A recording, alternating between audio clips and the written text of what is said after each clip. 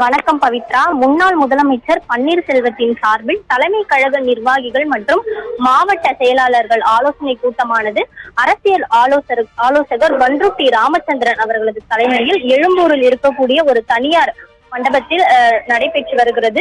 இந்த ஆலோசனை கூட்டத்தில் தமிழகம் முழுவதும் இருந்து ஓபிஎஸ்ஸின் ஆதரவாளர்கள் பங்கேற்றிருக்கின்றனர்.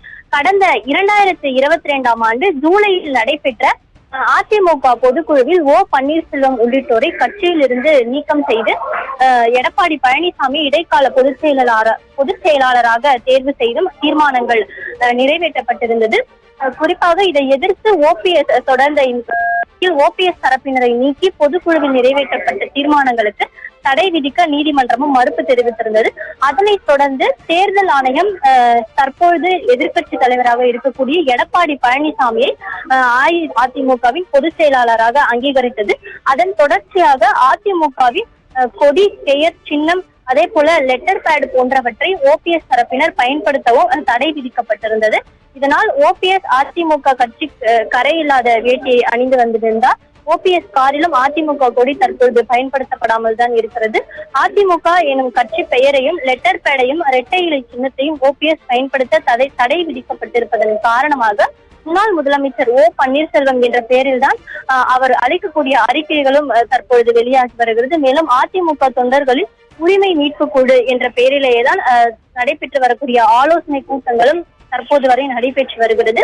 இந்த நிலையில் மக்களவை தேர்தலானது நெருங்கி வரக்கூடிய நிலையில் தேர்தலுக்கு நிர்வாகிகளையும் தொண்டர்களையும் தயார்படுத்துவதற்காகவும் தேர்தலில் போட்டியிடுவதற்கு வேட்பாளர்களை தேர்வு செய்வது குறித்தும் விவாதிப்பதற்காக மாவட்ட செயலாளர்கள் மற்றும் தலைமை கழக நிர்வாகிகளுடனான ஆலோசனை கூட்டமானது தற்போது துவங்கி பண்ருட்டி ராமச்சந்திரன் தலைமையில் நடைபெற்று வருகிறது. நாடாளுமன்ற தேர்தலுக்கு முன்னர் கொங்கு மண்டலத்தில் பெரிய அளவில் ஓபிஎஸ் அணி சார்பாக மாநாடு நடத்தவும் திட்டமிட்டிருப்பதாக தகவல்கள் வெளியாகி இருக்கின்றன. குறிப்பாக இன்று நடைபெறக்கூடிய இந்த ஆலோசனை கூட்டத்தில் சுயேட்சை சின்னமாக நிற்கிறார்களா அல்லது பாஜக கூட்டணியில் போட்டியிட போகிறார்கள் குறித்து விவாதிக்கப்படும் என எதிர்பார்க்கப்படுகிறது. நீதிமன்ற அனுமதியுடன் வேறு சின்னத்தில் போட்டியிடலாம் ஓபிஎஸ் தரப்பில் ஆலோசனை மேற்கொள்ளப்பட உள்ளதாக தற்பொழுது தகவலானது வெளியாகி இருக்கிறது.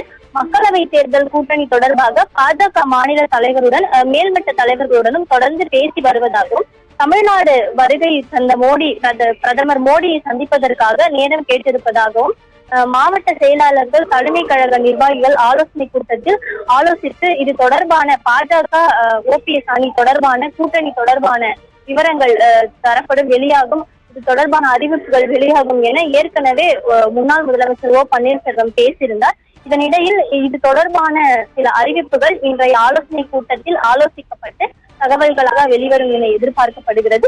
இந்த நிலையில் இன்று சென்னையில் தற்போது நடைபெற்று வரக்கூடிய ஓபிஎஸ் அணி மாவட்ட செயலாளர்கள் கூட்டமானது மாவட்ட செயலாளர்கள், தலைமை கழக நிர்வாகிகள் கூட்டத்தில் லோக்சபா தேர்தலில் எந்த சின்னத்தில் போட்டியிடுவது, அதே போல கூட்டணி வைக்கக்கூடிய பட்சத்தில் எத்தனை சீட்டுகளை கூட்டணி கட்சியிடமிருந்து கேட்டு பெறுவது, வேட்பாளராக யாரை நிறுத்துவது, எந்த தொகுதியில் அதிக வாக்களிப்பதற்கான இடம் இருக்கிறது உள்ளிட்ட சில முக்கிய ஆலோசனைகள் எல்லாம் மேற்கொள்ளப்பட்டு அதற்கான தகவல்கள் எல்லாம் வெளிவரும் என எதிர்பார்க்கப்படுகிறது. பவித்ரா.